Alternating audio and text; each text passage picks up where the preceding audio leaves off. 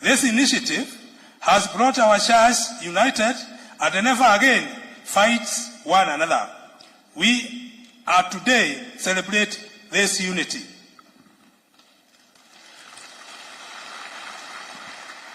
When it comes to our spiritual well-being, we can take stock today.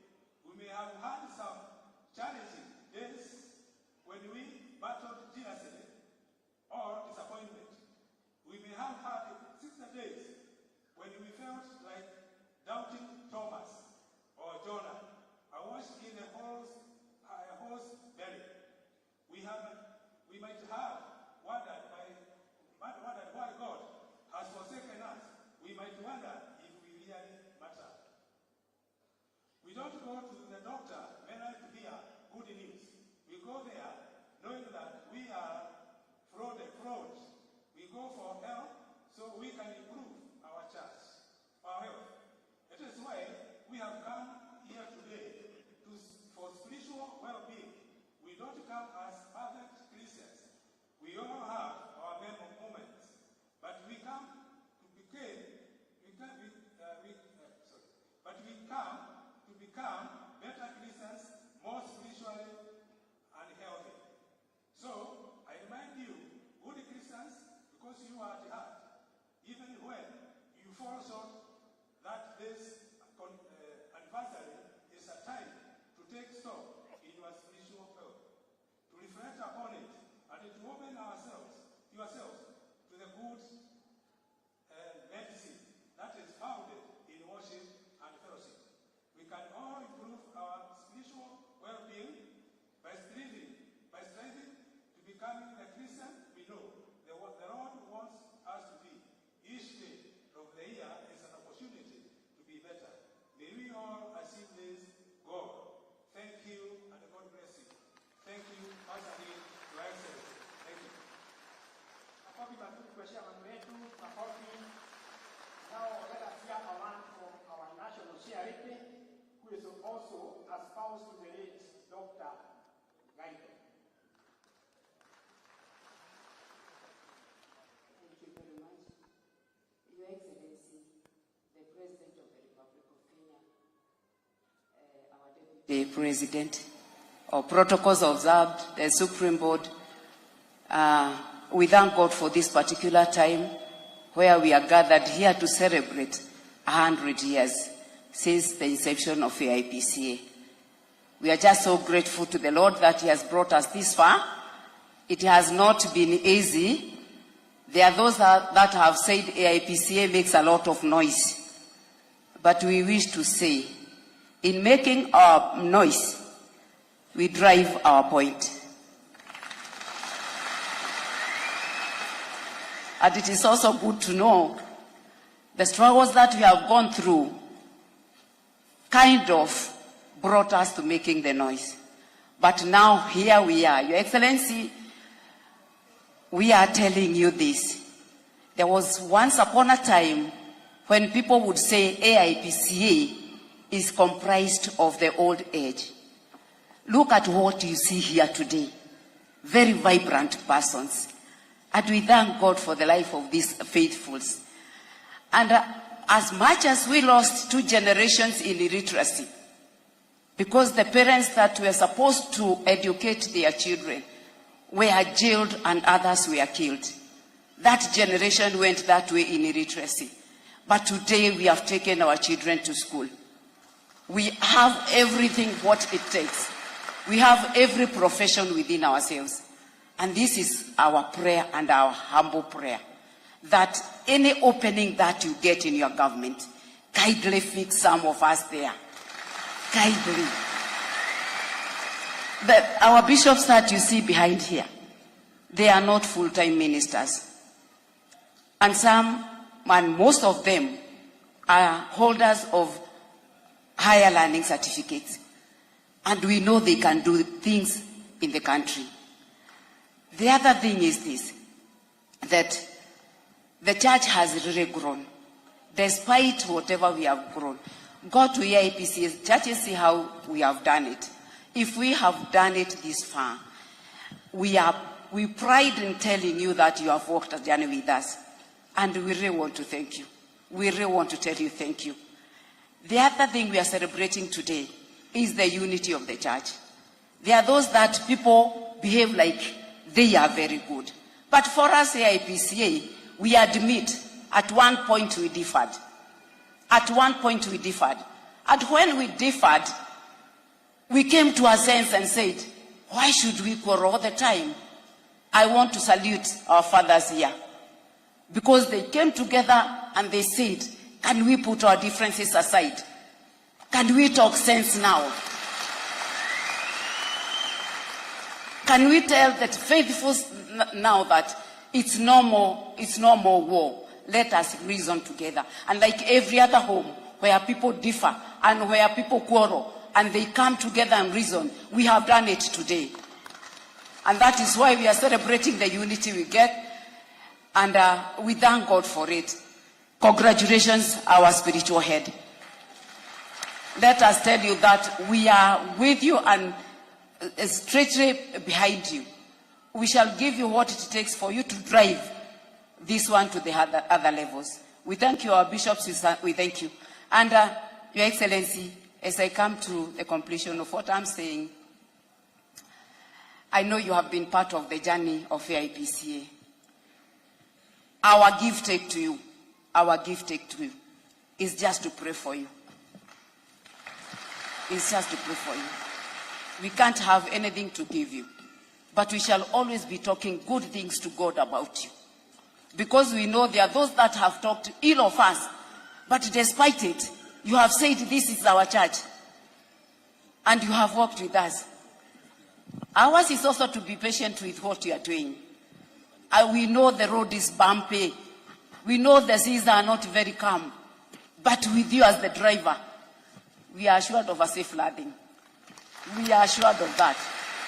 Therefore, Your Excellency, as you go out and come back, remember AIPCA. You are AIPCA, which I even pray that one day you'll be baptized in it. that you remember that we are praying for you as you go and come back. Thank you, our Deputy President. You have also worked as a journey. May the Lord bless you all. May the Lord keep you. This far we are saying the Lord has done it for us. May the Lord bless you. Makofi masuri kwa Madam Sharede. Your Excellency the President, who is our chief guest today, kwa machache sana, what my friends were trying to communicate is this is the original AIPCA church. Ile kanisa ambayo ilipigania hii uhuru, Your Excellency. In other words, whether huna hii pisha ya kwamba this church was founded after the Western churches had gotten here. Lakini wenye kanisa, wazee wa hapa wakafeel, these Western churches are not taking care of the political interest of the indigenous. And therefore this church was formed, one, to drive away the colonial government.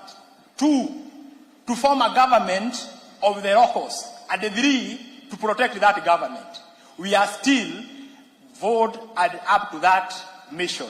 Kazi yetu ni kusimamia serikali, kuwako nayo, and pia to advise it. And my chair has said it. It was never easy. It was very difficult for this church. 1949, Your Excellency, the church has had 490 schools, including a college which employed Mzee Jomo Kenyatta upon his coming back from Britain. He was employed by the parents, owners of this church were AIPCA members. In 1952, October 20, the church was burned. Its properties taken by other churches which were government-friendly. Its schools taken away, some by government-friendly churches and others by the DB. It is an impact which 60 years after, we have not been able to recover from. But fortunately, you came right on time. I remember that day 7 years ago. 7 years ago when you chipped in, you were then the Deputy President of this Republic. And you asked, if this is the Church of Independence and is struggling because of very small crisis, why can't the government come in and facilitate cohesion, peace, and harmony among this church.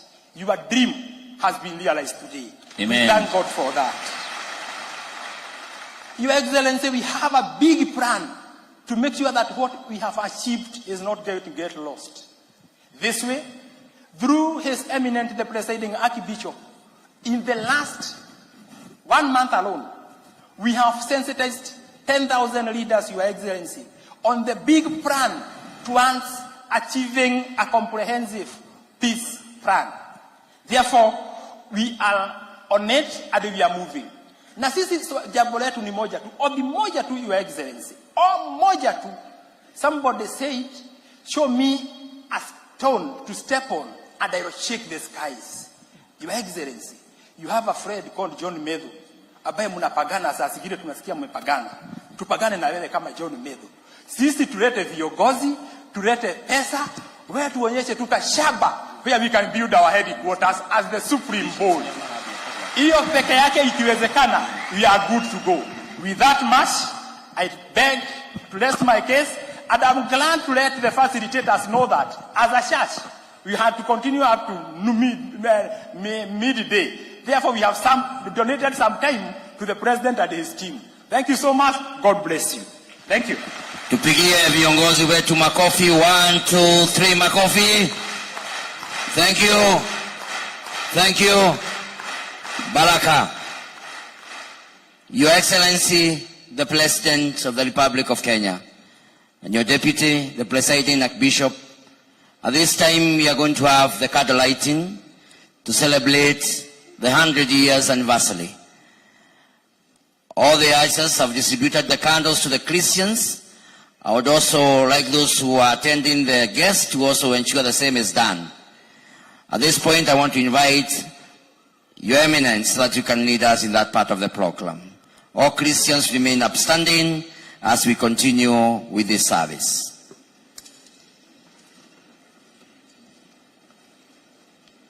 We have a Kikuyu song that we normally sing. Ihigale atenema nigwe hidahalewe. That's a key song for this occasion.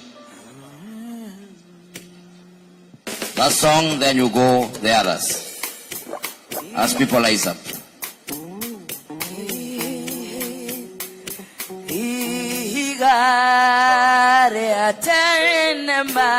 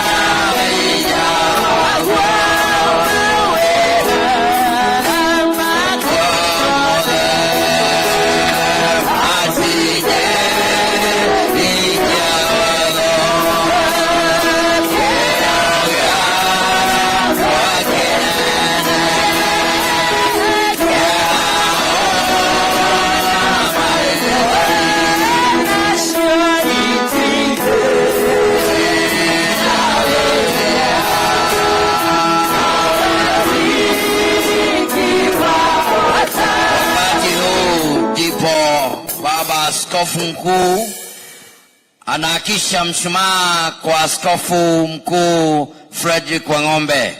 Tupiga makofi. Anaakishia askofu mkuu David Jogona. Tupiga makofi. Sasa askofu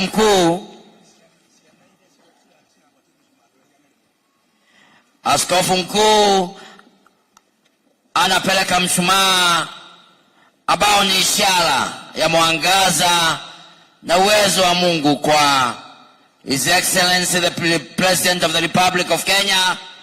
Na siku ya leo ni ya maana sana.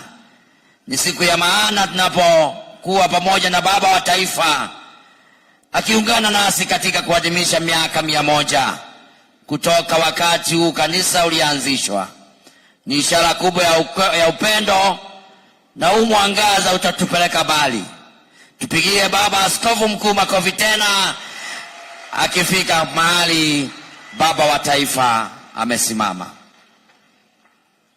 Tupiga makofi wakati baba taifa amepata mwangaza, ishara ya imani ya AIPCA. Nauliza wale watoto 100 wale walikuwa wametayarishwa, ambao ndio wanasimamia the 100 years, waweze kuletwa karibu.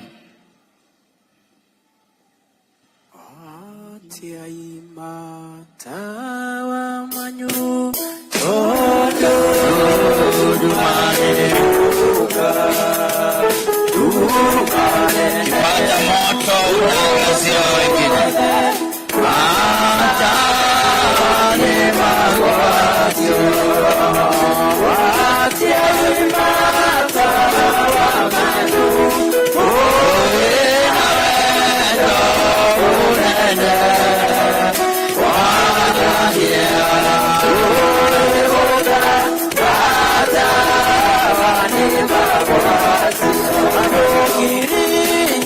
Ukishukua mwangaza unapatia wengine. Aye makomete iwe na iwe okete ate nore kusoka baba wake imara wamatu uwe na wendo unene wadia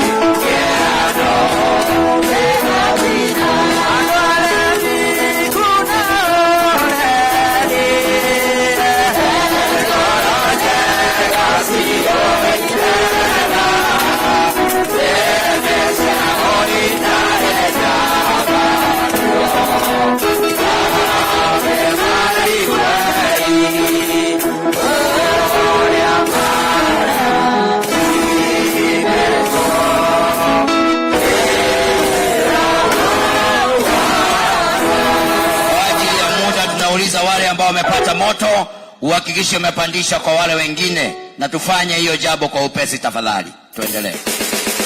Analio alikirada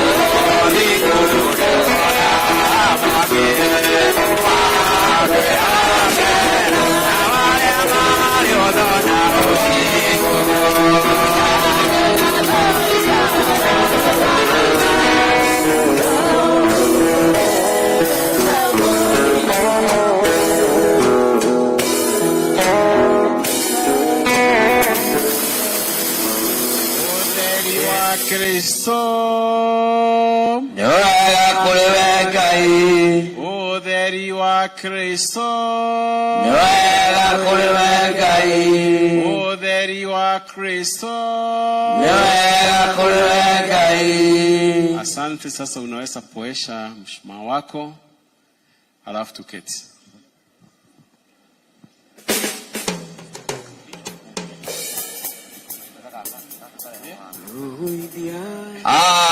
Bwana wetu asifiwe.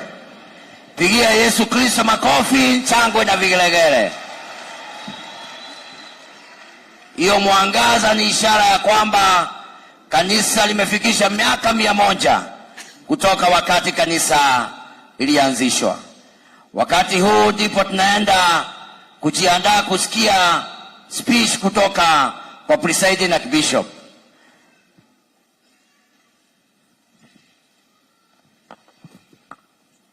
Unyite na uoko jikage nawe jikuwe jekute wakwa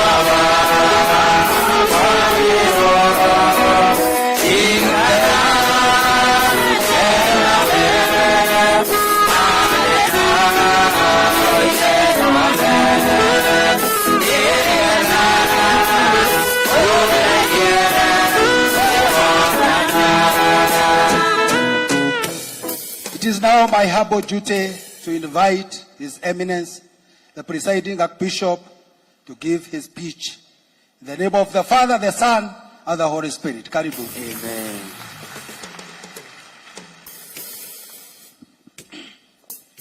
Bwana Yesu asifiwe. Bwana Yesu asifiwe kanisa. Archbishops, bishops, His Excellency the President of the Republic of Kenya, His Excellency the Deputy President of the Republic of Kenya, His Excellency the Governor of Nairobi County, present with us, viongozi wa kanisa letu la AIPCA na umini wote, Bwana Yesu asifiwe. Jina langu ni Archbishop Samson Mudhuri, nimeokoka. Yesu ni Bwana. I will be a bit brief. First, I want to take this opportunity to thank God for giving us an opportunity to be here at Kasarani ground this day to celebrate our 100 years of existence as a church. God has been faithful to us. We had so many challenges on the way. Your Excellency, since when this church started to date, you have heard from the speakers that have spoken ahead of me that when AIPCA started around 1922 to 1924, it was started by the Rete people who had very little knowledge, or now the church is supposed to be run. It remained in that kind of status for the next 13 years until 1935, when we found somebody from South Africa, Archbishop Alexander, who was a member of the Orthodox Church, and he assisted us in constituting a theological or a Bible school to train our ministers, who would later on take over as the leaders of this church. We continued to grow from one strength to another one until the time it was mentioned in 1952, when we met with another challenge. Our church was closed down by the colonial governments. For the rest of the period that the Kenyan government remained a colony of Britain. After that, the government allowed the church to start afresh. But the Secretary General has mentioned that during that period of 1952 to 1963, we lost everything that the church earned to some went to other churches, others were simply destroyed, and the others became government property. Like the college the General Secretary talked about at Kidongoli, it was standing where the government office stands today, in Kidongoli town. Therefore, we had to start the church again without anything. But let me say, despite all those challenges, and even internal problems that we have experienced, I can report to His Excellency, this church has grown both spiritually and even physical infrastructures. We have a number of institutions that are held by this church, others we sponsor, like secondary schools and the primary schools. A good example of a secondary school sponsored by AIPCA that does very well is Maigangaos in Nyeri County. It's one of the best schools in the country, and it does very, very well. There are so many others, Kagere Boys, and many others across the country. We have also a few health centers, some in Nakuru, the others in Meru, and the other part of the country. So the church, once again, is gaining strength, and we are headed in the right direction. I thank God and the members of this church for finding faith in the name of Archbishop Samson Mudhuri to end the church. I thank you, and I'll give you all my energy that is required to see to it that this church grow to where it is required to go. Your Excellency, sir, I also want to say that through your assistance and your government, for the last 7 years that has been mentioned by the General Secretary once again, your government has worked with us this journey. You have assigned your government officers to assist us in uniting the church, and they have done that work faithfully and consistently for those 7 years. At one point when we were in this ground, Kasarani again, the people of India would ask me after the elections, now that you can see the government investing a lot in this church, what is the relationship between you and the church? And I told them, the AIPCA and the government are one and the same thing. The government belongs to us, we also belong to the government. Simple as that. Bwana asifiwe. So we are very grateful for the support you have given us to be able to walk this journey, to unite the church. And I promised the other time when we were at Kakarara that we shall do our best. Me and my colleagues, the archbishops who are here, we have sworn that, and we have taken oath to that effect. All these bishops and the other leaders, that we shall never again divide the AIPCA church.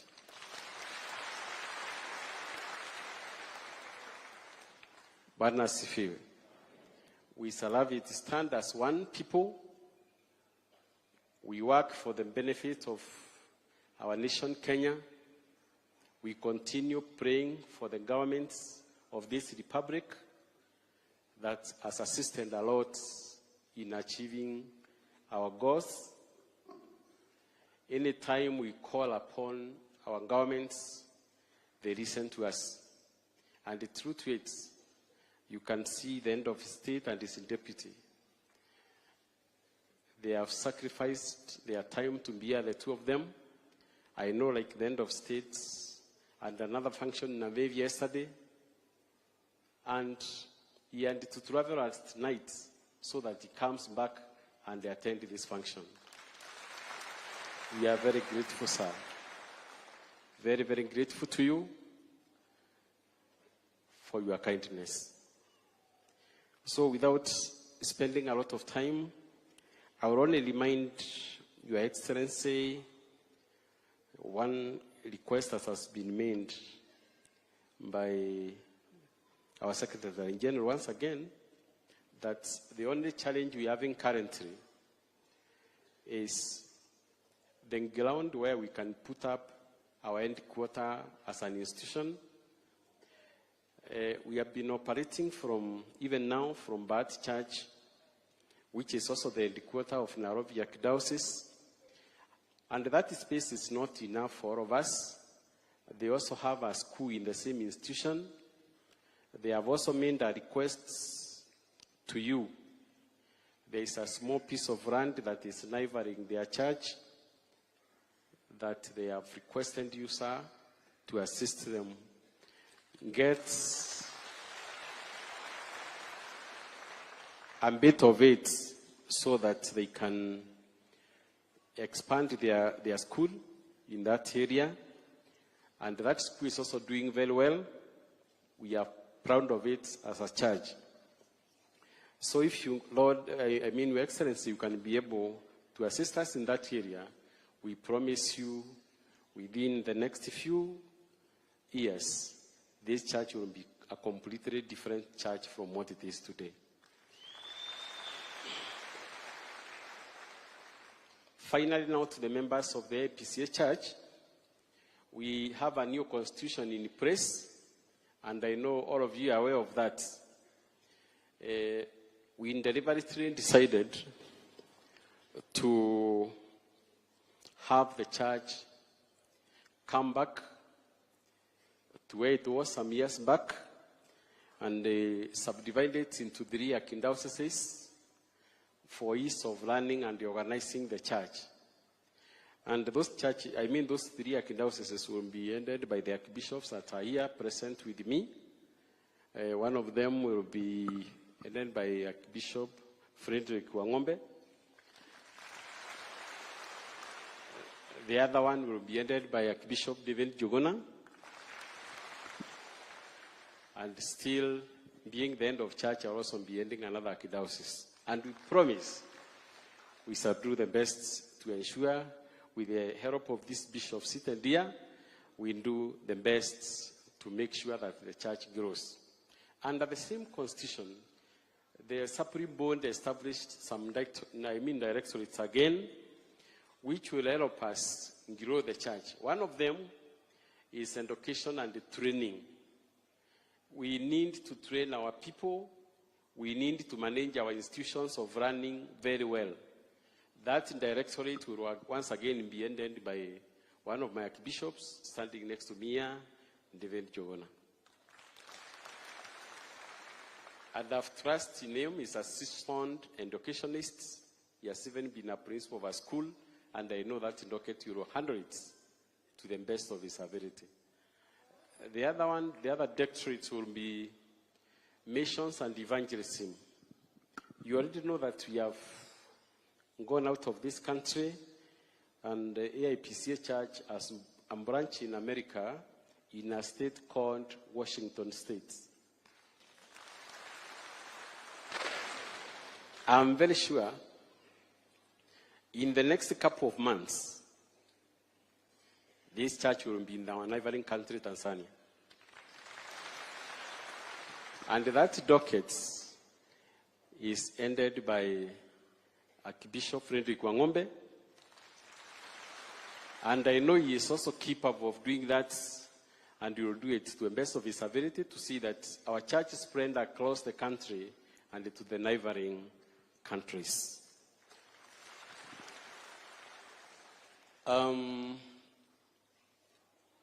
Now, before I sit down, I have two people I would like to introduce to you, but I don't think I will give them any opportunity to talk. One of them is Mheshimiwa Chancellor Kirima, who is seated there. Can you please wave to the people?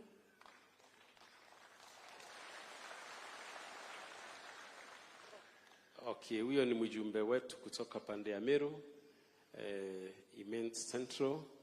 I also have another visitor with us and a good friend of us, the Secretary General to NCCK. I think where unaweza ku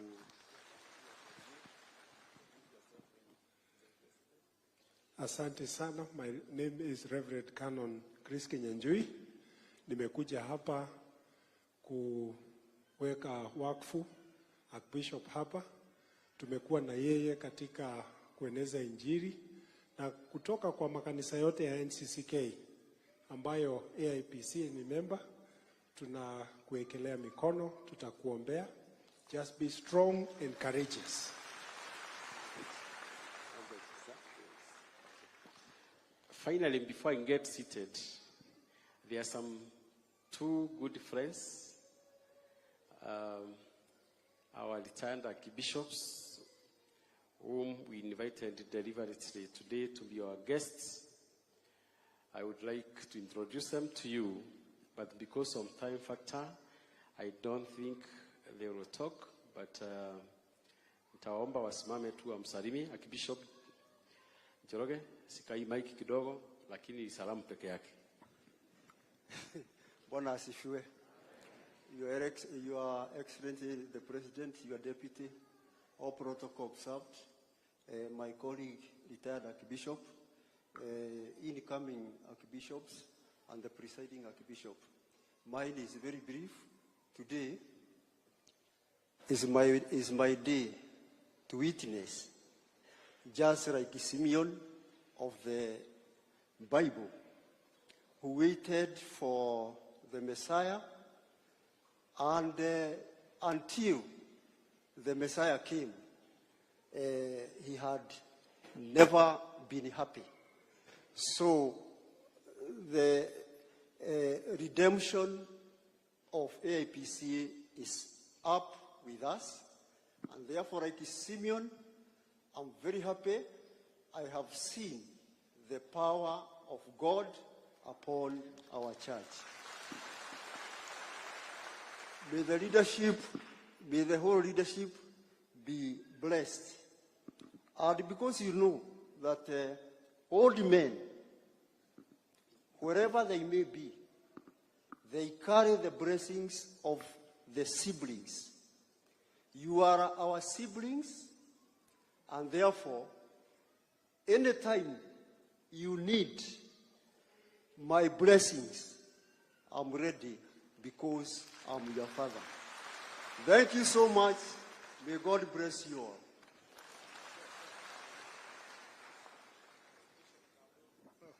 Thank you.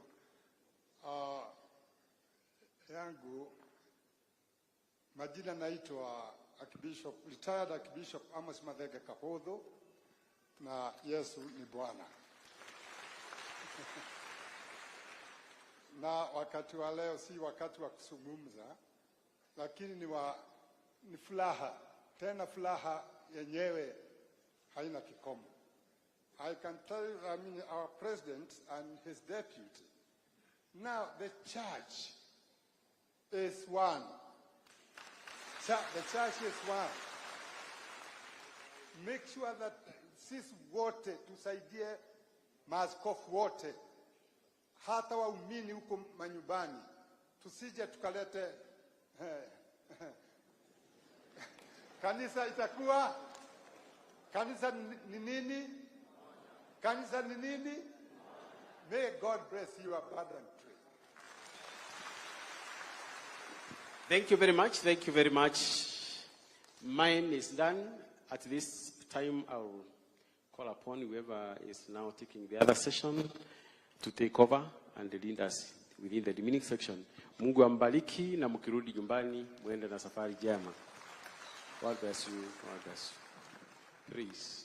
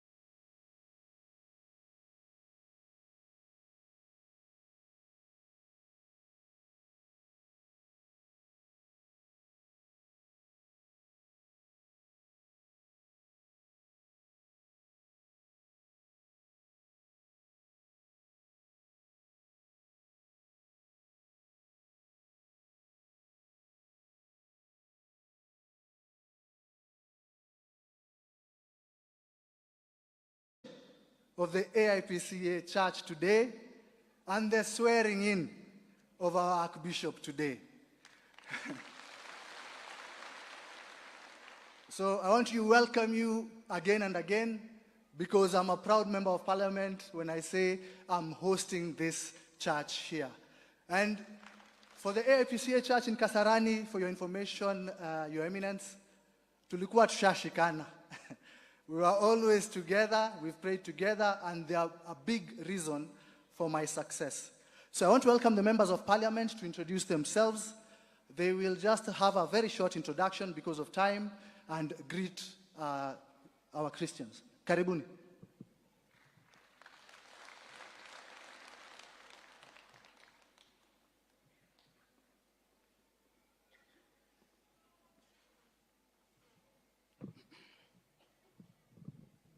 Thank you, Your Excellency, the President of the Republic of Kenya, Your Excellency, the Deputy President, Your Excellency, the Governor of Nairobi, Your Eminence, all Archbishops, good afternoon. My name is Kamande Mwafrika. I'm a member of Parliament for Isambu, and I'm a good neighbor of Kasarani constituency.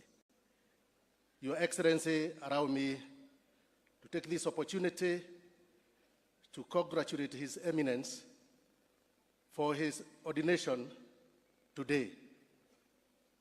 At the same time, Your Excellency, I would like to take this opportunity to thank the entire leadership of AIPCA for having come together to reason together and realizing that they are serving one God.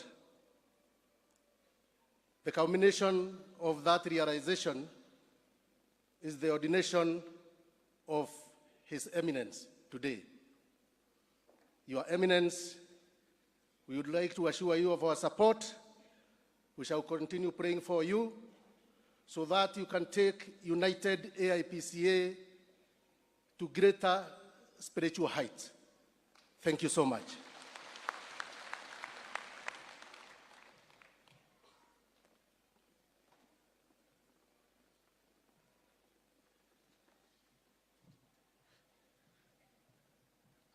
Your Excellency, the President of the Republic of Kenya, Your Excellency, the Deputy President of the Republic of Kenya, our archbishops, and the congregation. Mungu ni mwema na kila wakati. Kwa majina naitwa Meja Donk Benjamin Gadhiru, mbunge wa Embakasi ya Kati. Embakasi ya Kati ni huko Kayole. And leo ni siku ya furaha. Tumesimama wote pamoja hapa when celebrating the 100 years